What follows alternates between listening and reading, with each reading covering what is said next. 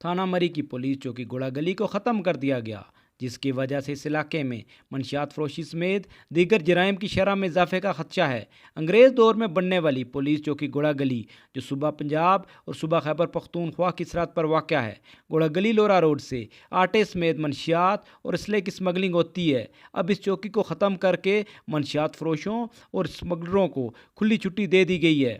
منشیات جو پہلے ہی گوڑا گلی کا بڑا مسئلہ ہے، اسکولوں اور کالجز کے طلباء سمیت نوجوان نسل ہیروئن اور آئس کی لعنت کی وجہ سے تباہ ہو رہی ہے۔ منشیات کی لعنت کو روکنے کے بجائے پولیس چوکی گوڑا گلی ختم کرنے پر عوام شدید اضطراب کا شکار ہیں۔